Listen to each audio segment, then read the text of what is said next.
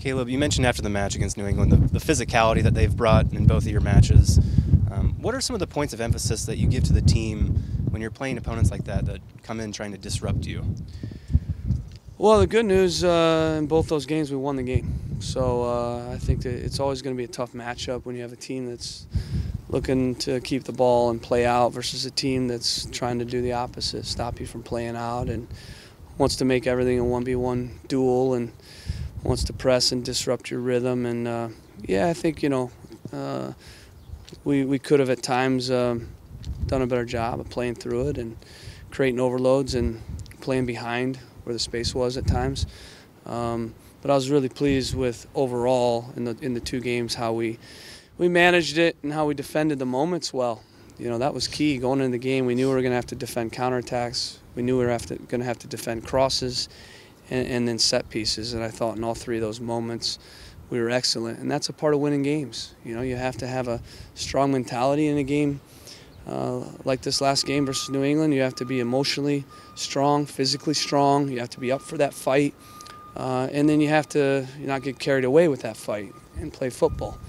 After the match, Pipa said that it was kind of a balancing act in a way. There was times when you could play, and then times when you had to fight, you fought.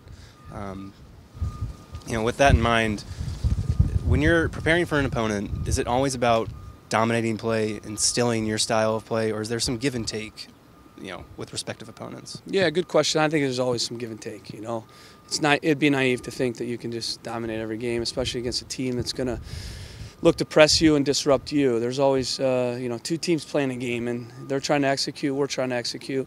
And then, of course, there's the result at the end of it. So in reflection, I think there's certainly some things we learned from those two games and the New York game.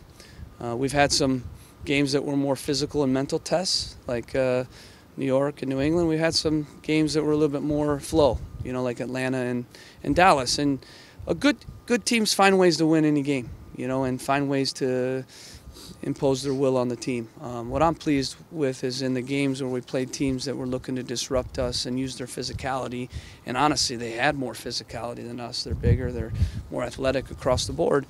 We didn't let that get to us, and I'm pleased with that because some teams that are built to attack and have small guys that are technical, they can get run over against a team like New England, and we didn't. We showed we were up for the fight, and we showed we could get the job done.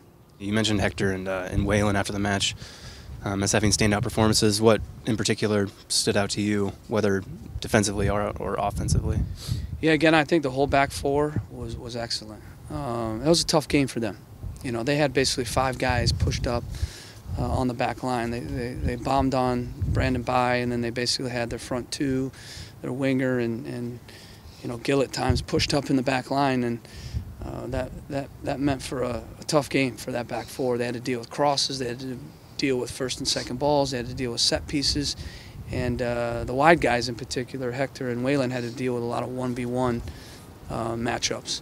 And I thought they really looked good. They looked like men, and they were mentally and physically up for it. And that's not easy. And those things kind of just fly under the radar. If you don't go back and rewatch the game and see every cross they got in and every ball they dumped and every set piece we managed, then you probably forget just how good those guys were on the day.